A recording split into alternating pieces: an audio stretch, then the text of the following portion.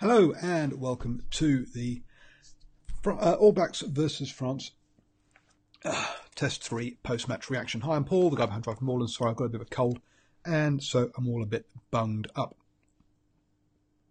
So, finished the All Blacks winning 49-14, and I think the one thing that we all wanted to have prior to sort of coming into this game was a game that wasn't going to have a bunch of controversy around refereeing or any decisions. Unfortunately, that is what we've ended up with. Is that we're going to have some controversy around this one, unfortunately, because of one of John Lacey's decisions in the first half. But before we get to that, let's just run through some of the game. Early on, the All Blacks, had Barrett throwing a poor pass behind D-Mac, and he cleared things up as he does in that kind of situation. That's kind of, that broken field play is really exactly D-Mac's kind of thing. And we ended up with basically the All Blacks trying to kick out of their own half and the French not responding, playing with ball in hand. We've seen quite a bit of that during this test match, or during this test series, which led to the kind of 60-odd%, 62% possession, 68% territory in that first half for the French. But the French weren't really breaking through the All Blacks' defence. At 86% tackling, they had a pretty good night on the whole defence. The offloads were going well. We had 16 offloads for the French, and that, but there were too many mistakes and a few at the breakdown. Some of their passes weren't great, and also some messy ball at the breakdown. They managed to keep possession, but it didn't mean that they weren't always getting across the gain line or getting that front foot ball. They did manage to eventually, the pressure eventually told, and we saw the scrum half nip over. That was the that was the reserve scrum half, as we lost Morgan Power early to a HIA, unfortunately. And also the All Blacks lost Arnie Surveyor soon after that try as well. Looked like a leg injury as well. It was very interesting that the All Blacks, the first time they got a penalty in the French half, turned down the three and kicked to the corner and went for the try. Didn't kind of come off straight away at the line out, but eventually Ben Smith did go clean through and score on the right to even things up. I say we had Todd on. Also, Frizzell was off for a head injury, for a blood bin as well. So we had some changes that the All Blacks had to cope with in that in their scrum early on. They didn't hold them back though, and again another line out maul was another penalty, kicked the corner, a line out maul that went over. After again the three had been turned down. Both sides had possession after that second at 7-all, but the French hadn't been able to get the points on the board. And that was going to be a bit of the story of this game, is that the French would get possession, be able to pressure the All Blacks, but not actually get those points on the board. And there was some great offloading, and that saw Fofana go over straight after. Basically, the All Blacks spilled the restart. That led. I'm trying to think of another game here. Sorry, so ignore that. Fofana, so some great offloads, kept the ball alive, and the French went over. But again, the French were having issues with the breakdown, and that didn't help things. And then we had the moment that basically everyone's going to be talking about for this entire game, which was the Damien McKenzie try, where Lacey gets in the way of the French scrum half off the back of the scrum. Common sense says that basically the ref did impede the defending player, and therefore we should have called it back, and we should have had reset the scrum and disallowed the try. The commentators, pretty much everyone has said that. Unfortunately, as someone's pointed out to me on Twitter, it looks like all the rugby laws are around the ref making contact with the ball carrier, or someone who is not a non-playing person making contact with the ball carrier, and there's not really any laws around the the ref interfering with defenders. So technically, we might find out in the next coming days that actually he got the call right, because, let's say, as the ref, there is no law to say that he can't get in the way of those things. And in the live chat there, please keep the language, no swearing in there, please. So and yet the referee made a mistake. I think everyone has said that they're not happy with it. But as I say, technically we might find out later on that actually, yes, it was the right call, and that there was no grounds for Lacey was allowed to call it back. But as I say, common sense says it should have done. And really that try then that score shouldn't have stood, as I say, Lacey got in the way of the French defender off the back of that scrum. And unfortunately, people will say, hey, it ended up 49-14, so the All Blacks would have won comfortably anyway. Sure, but the problem is that scoreboard pressure tells, and that's what we're going to talk about in that second half.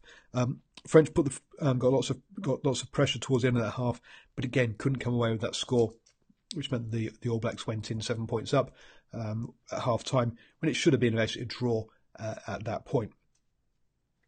In the second half, France did get the ball into the All Blacks half, and again didn't come away with points. The All Blacks, DMAC went through a big gap. Basically, we had two props lined up against DMAC, and that's never going to end well. And when one of those props then jumps inside, thinking that Whitelock's going to be charging through, you've got to say that it was just too easy for him to glide through there, and he still had to get around a couple of players. But DMAC's a wonderful open running player, and he's going to. And it was a wonderful try there. And once the All Blacks were 2 scores up, then that's when they started to feel a lot more comfortable. And they started throwing it around, and then the score kind of shot out from there. So it was, so after that, the All Blacks played some wonderful rugby.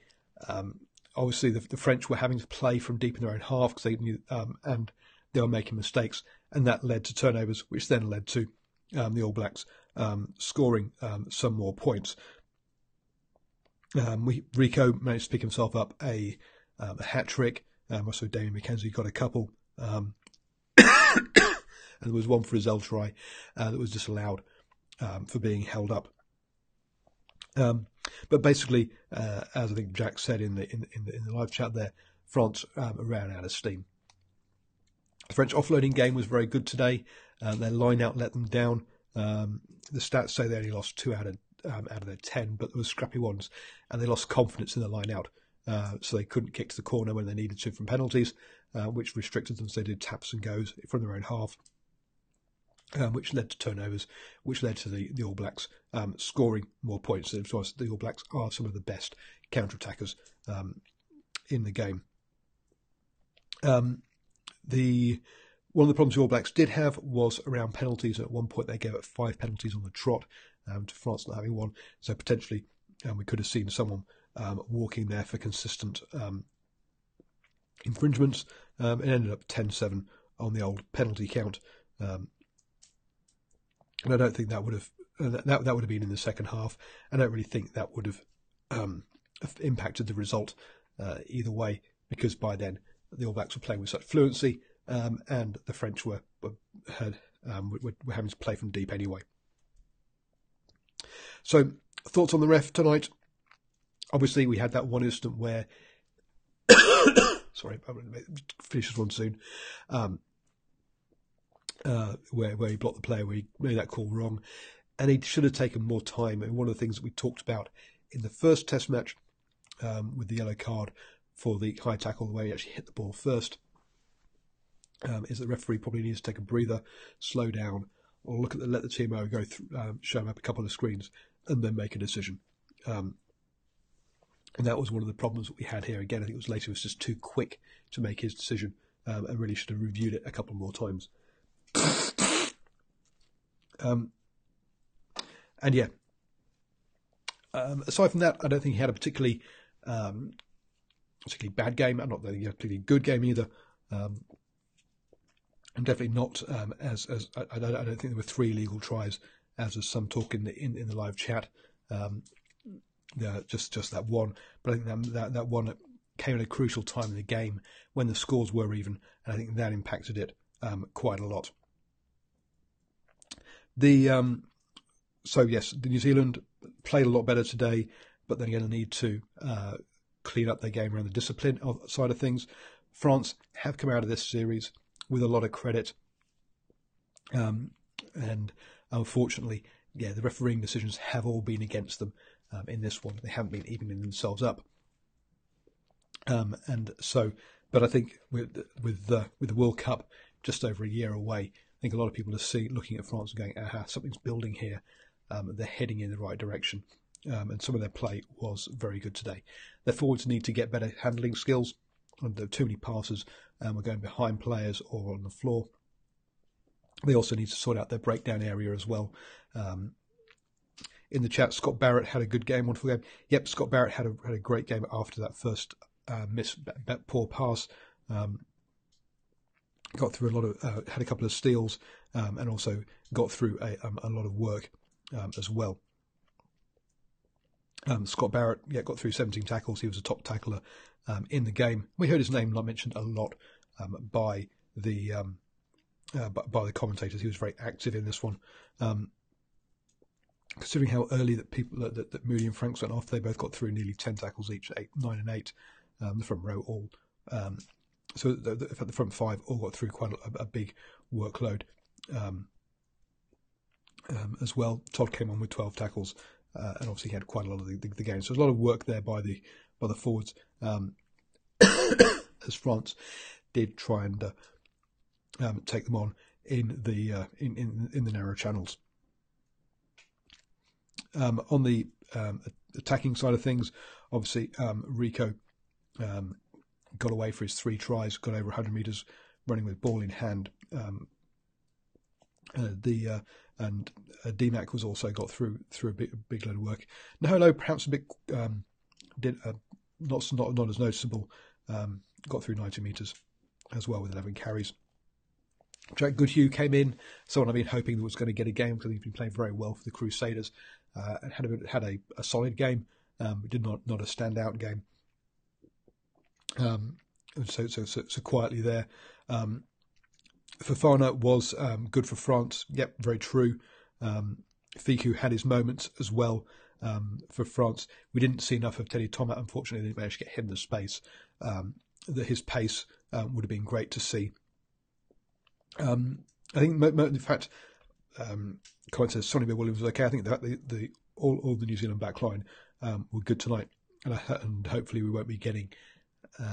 Maybe people will see that DMAC is actually growing into that fly half role. But I think we're going to have a few more performances like that before people will be convinced.